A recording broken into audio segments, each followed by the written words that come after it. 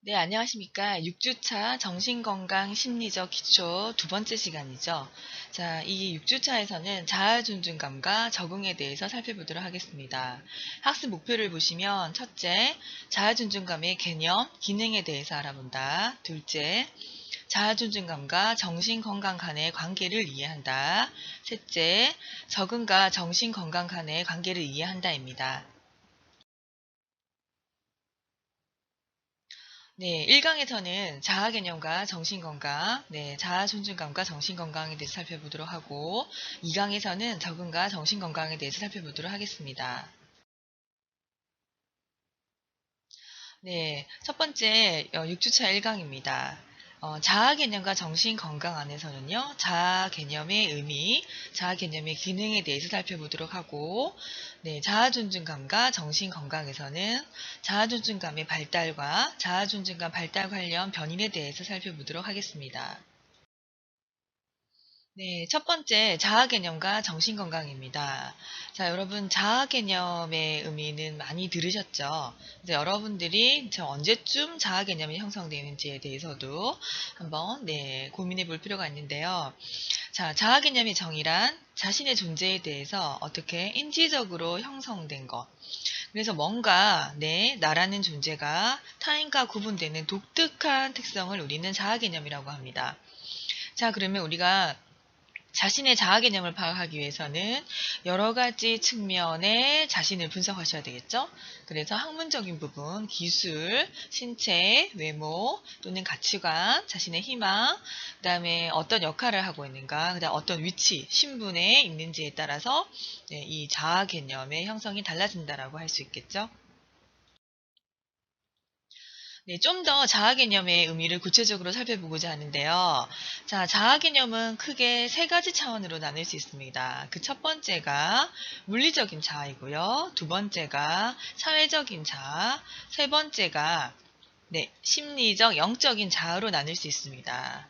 자, 이러한 세 가지 그 하위 요인을 가진 자아 개념의 기본적인 정의는 자기 자신에 대해서 지니고 있는 자신의 생각과 신념에 따라서 개인의 일상생활에 대한 태도가 달라지기 때문에 우리는 이 자아 개념이 개인의 정신건강에 엄청난 영향을 미친다라고 볼 수 있습니다. 자, 그러면 하위 요인인 첫 번째, 물리적인 자아는요?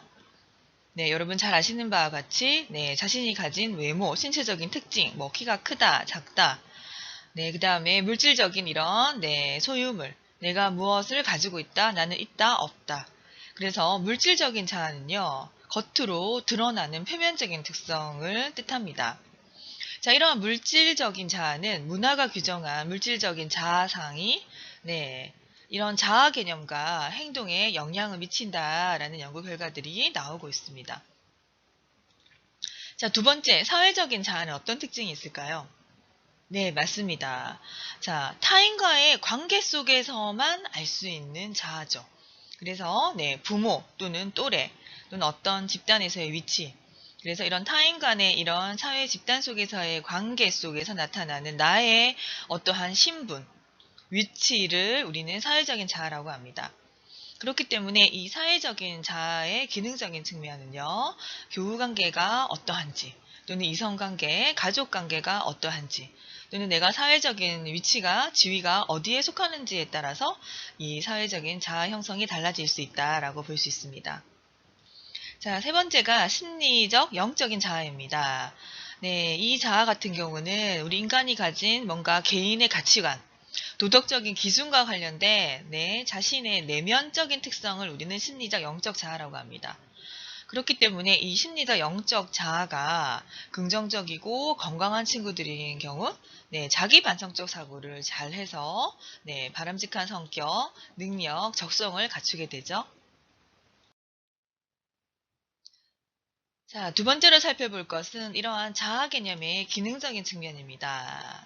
총 세 가지 측면으로 나누어 살펴볼 수 있는데요. 첫 번째가 경험의 여가 기능, 두 번째가 자성 예언 기능, 세 번째가 주변 정보에 대한 해석입니다.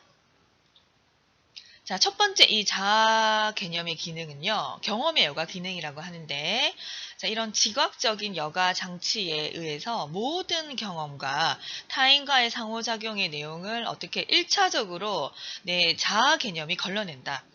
자, 그렇기 때문에 이 자신의 자아 개념이 긍정적인 친구들과 그렇지 않은 친구들, 그러니까 늘 뭔가 부정적인 자아 개념을 가진 친구들은 똑같은 경험을 했음에도 불구하고 이 여가 장치가 1차적인 이 걸러내는 여가 장치가 다르기 때문에 이후에 긍정적이냐 부정적이냐 이런 정신 건강이 달라지게 된다라고 할 수 있죠. 자, 두 번째가 자성 예언 기능입니다. 보시면 자기 충족적 예언의 효과를 가진다. 그래서 우리는 나는 잘 될 것이야. 뭐 이렇게 계속 자기 메시지 있죠. 이런 것들이 바로 이 자성 예언 기능인데요. 자신이 예언했던 것처럼 자신을 입증하려는 방향으로 우리는 해석하는 경향을 이 자아 개념이 가진다. 그렇기 때문에 긍정적인 바람직한 자아 개념을 가지는 것은 상당히 중요한 문제입니다. 세 번째가 이 자아 개념의 기능 중 주변 정보에 대한 해석인데요.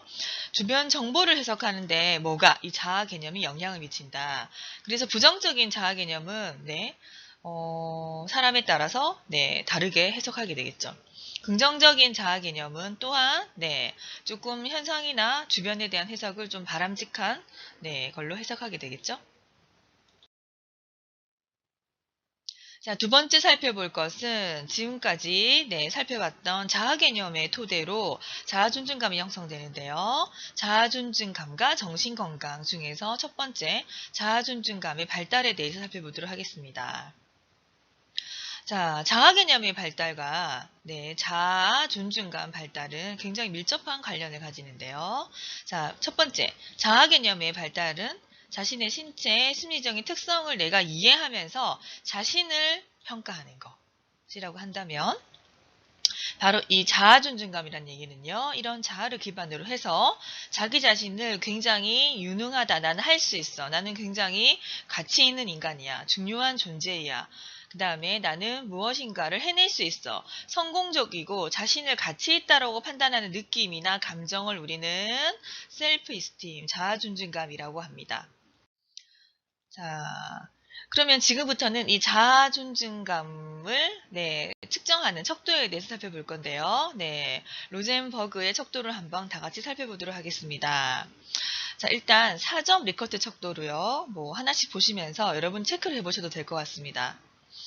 자, 자아 존중감의 하위 요인을 살펴보면서 이 자아 존중감의 개념에 대해서 좀 더 이해할 수 있으실 겁니다. 첫 번째 한번 볼까요? 나는 적어도 다른 사람들과 동등한 위치에 있을 때 내가 가치 있는 사람이라고 느낀다. 어느 정도 되는지를 한번 체크를 해보세요. 자, 4번. 자, 나는 무엇이든 다른 사람보다 잘할 수 있다. 유능감. 그쵸? 그 다음에 여섯 번째. 나는 나 자신에게 긍정적인 태도를 가진다. 또한 자아 존중감이 하위 요소죠. 자, 그 다음에 9번 가볼까요? 나는 가끔 쓸모없는 사람이라고 느낀다. 여긴 지금 이제 부정적인 척도도 같이 들어가 있습니다. 그래서 나중에 토탈 점수를 산출을 할 때는 이 부정적인 것은 반대로 점수화해서 전체적인 자신의 자아 존중감 수치를 측정할 수 있겠죠? 자, 그 다음에 자아 존중감의 발달에서는요. 자아 존중감이란 일단 자신의 자아상이 어떠한지에 관련된 얘기인데요. 이 자아상은 주변 사람들이 자신에게 내리는 평가가 영향을 미칩니다. 특히나 어린 영유아나 초기 아동기 같은 경우는 또래 집단의 평가, 부모의 평가, 교사가 그 개별 아동을 어떻게 판단하는지에 따라서 이들의 자아 존중감이 달라질 수 있습니다. 자, 자아 존중감이 높은 유아의 특징은요. 자신에 대해서 굉장히 호의적이고 긍정적인 감정을 많이 표출합니다. 그 다음 자신의 일에 대한 자신감을 가지고 있고요. 굉장히 일에 대해서 적극적, 능동적으로 참여를 합니다. 그렇기 때문에 상대적으로 또래 관계가 상당히 좋을 수밖에 없겠죠. 자, 그 다음에 이들이 속한 교육기관에서 굉장히 잘 적응을 하는 것 또한 이 자존감이 높은 친구들의 특징입니다. 자, 반대로 이 자아 존중감이 낮은 유아들의 특징은요. 자기 자신에 대해 굉장히 부정적이고 늘 자신이 불행하다는 느낌을 많이 호소합니다.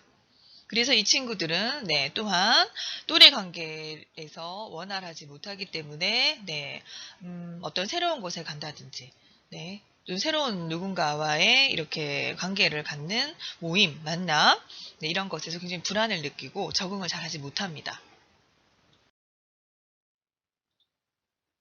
아동의 이런 자아존중감 발달에 결정적 영향력을 미치는 요인은 무엇일까요?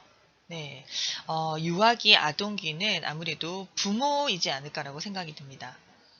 보시면 자아존중감이 높은 이 아동들의 부모의 특성을 좀 살펴봤습니다. 보시면 자녀를 굉장히 수용하고 애정적으로 대합니다. 그리고 자녀의 문제에 이 부모님들이 굉장히 관심이 많은 특징을 보인다. 그다음 자녀가 수행해야 하는 명확한 행동 기준을 부모가 제시를 하고 있습니다. 무조건 허용하고 무조건 수용적인 것이 아니라 명확한 이 기준의 틀 안에서 권위가 있는 양육 태도를 보인다.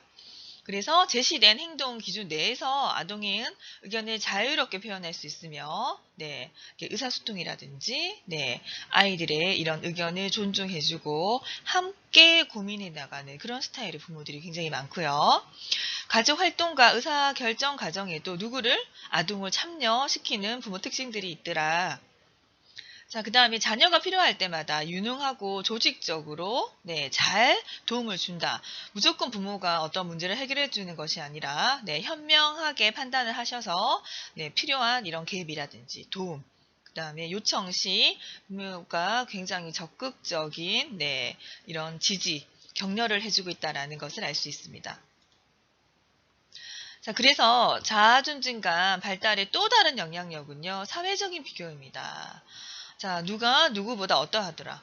그렇기 때문에 이런 사회적인 비교가 긍정적일 때는 굉장히 바람직한 자아존중감을 형성하지만 옆집의 아이는 어떻게 했는데 네 동생은 어떤데 언니는 그랬어 라는 이 비교 속에서 부정적인 이런 피드백, 사회적인 비교가 갇혔을 때는 당연히 아이들은 부정적인 자아존중감을 형성할 수밖에 없겠죠. 자, 그래서 이런 자아존중감의 또 다른 영향력을 살펴보시면 성취 동기라고 할 수 있습니다. 자아존중감이 낮은 아동 같은 경우에는요, 끈기 있게 노력하는 대신 조금 하다가 어려우면은 나 못하겠어요. 쉽게 포기를 하는 반면 이 자아존중감이 높은 아동들은요, 이거 왜 안 되지? 내가 조금 더 해볼까? 또는 실패의 원인을 자신의 내적인 부분에서 찾고 고치려고 하고 지속적인 노력 끝에 뭔가 성취를 하려고 하는 특성을 가지고 있습니다. 자, 그 다음 이 자아 존중감 발달과 관련된 여러 가지 변인을 보시면요. 성별에 따라서도 달라지고요. 아이들이 가지고 있는 연령, 그 다음에 특히나 이제 가정의 사회 경제적인 지위, SES라고 대표를 하는데요. 부모의 소득 수준, 그 다음에 학력, 그 다음에 뭐 직업, 이런적인 특성에 따라서 자녀의 자아 존중감에 영향을 미치더라. 그 다음에 그것보다 더 중요하다고 생각하는 것은 교수님은 부모나 교사의 아동에 대한 태도나 평가인 것 같아요. 그래서 특히나 어린 유아라든지 특히나 아동에게는 자, 주변에서 이 아동을 어떻게 평가하는지 긍정적인 평가, 긍정적인 이러한 태도를 형성할 수 있는 메시지를 주셔야 되겠죠. 자, 그래서 부모의 수용이라든지 굉장히 관심, 부모의 참여, 부모가 굉장히 이렇게 친밀성을 보이고 애정적이고 온정적이다 한다면은 그들의 자녀는 긍정적인 자아 개념, 그다음에 상당히 높은 자아 존중감을 가지게 된다고 한마디로 정리할 수 있겠습니다. 자, 마찬가지로 반면 부모가 상당히 기속적이 있거나 또는 거부적인 태도를 아이들에게 보인다.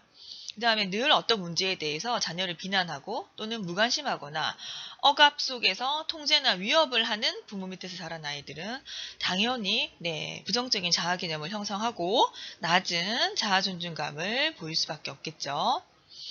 자, 몇몇 연구들에 따르면 이런 사회적인 지지, 그다음에 자기 능력을 내가 어떻게 지각하는가 간에 굉장히 정적인 상관을 보였다는 연구 결과가 있습니다. 다시 말해서 사회적인 지지가 높을수록 네, 아동이 나는 잘할 수 있어라는 자기 능력에 대한 지각이 높았고 사회적인 지지가 낮을수록 네, 이러한 자기 지각 능력, 자기 능력에 대한 지각 능력이 낮았다는 연구 결과입니다.